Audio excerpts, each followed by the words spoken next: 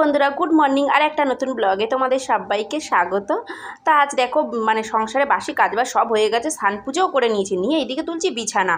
কেননা বিছানাটা আজকে তাড়াতাড়ি আমার হয়ে গেছে। আজকে অনেক, যেহেতু কালকে রাতে সবজিগুলো আমি কেটে রেখেছিলাম, ওই জন্য আজকে আমার তাড়াতাড়ি রান্না হয়ে গেছে।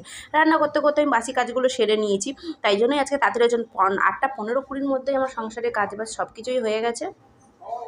আর এদিকে বিছানাটা পরিষ্কার করছে, চাদরগুলোকেও তুলে নিলাম, আর বালিশের ওয়ারগুলোকেও তুলে নিয়েছি, কেন বালিশের ওয়ারগুলোতে বড্ড নোংরা হয়েছিল, কিন্তু বৃষ্টি হওয়ার কারণে কদিন খুলে কাচতে পারিনি। তার চাদর টাদর সব তুলে নিয়েছি, নিয়ে কাচবো আজকে।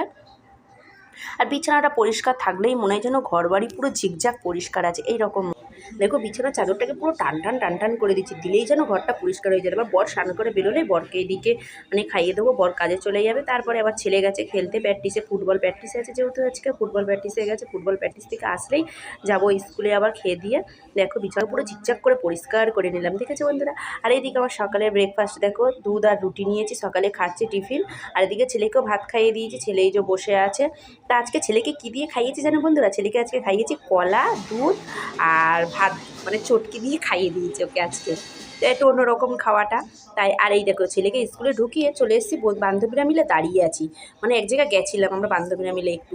আর প্রচণ্ড বৃষ্টি এসছে, উফ বাবা ঝাপ বৃষ্টি, মুষলধারে বৃষ্টি হচ্ছে বন্ধুরা, এত বৃষ্টি। আর আমরা এই যে দাঁড়িয়ে আছি দেখো বৃষ্টির মধ্যে। তারপরে চলে এসেছি স্কুলের সামনেটা, বৃষ্টিটা কমতে চলে এসেছি স্কুলের সামনেটা, 1:30টার সময় ছুটি হবে যেহেতু শনিবার।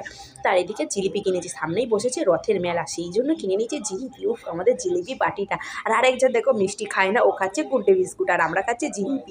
আর কেন বন্ধুরা, জিলিপি 200 টাকা কিলো হয়ে গেছে জানো। এই যে স্কুলের সামনে ছুটি, এখন ছুটি হবে, আর এই দেখো রথের মেলায় বসেছি। ভাবছি রথের দিনই মেলায় যাবো, জানি না বর আমাকে নিয়ে যাবে কি রথের দিন মেলায়। বরকে তো খুব বলবো আর খুব বায়না করব দেখো। আর এইদিকে বাড়ি এসে খেতে বসে গেছি উচ্ছে চচ্চড়ি দিয়ে ভাত, আর এইদিকে সকালে করেছিলাম মাছের ঝাল। আমি আর ছেলে দুজনেই খেতে বসে গেছি। ছেলে বলছে মা আমি চাটনি পরে আছি, আমাকে কিন্তু তুমি পুরো দেখিও না বলছে। আর এদিকে সন্ধ্যেবেলা দেখো ছেলে পড়তে গেছিলো, যেহেতু শনিবার ম্যাথ ক্লাস থাকে ওর, করে চলে এসে খেলা করছে। এই রথটাকে সাজাবো, মা আগের বছরের এই রথ এটা। এইদিকে বৌদির বাবা কাঁঠাল নিয়ে এসে আমাকে দিয়ে গেল।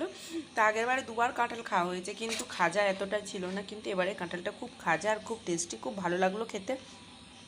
কি বলছি মুখ থেকে জল চলে আসছে। এবারে কাঁঠাল খেয়েছিলাম, ভাসুরে দিয়েছিল, তবে একটু গলা গলা কাঁঠাল।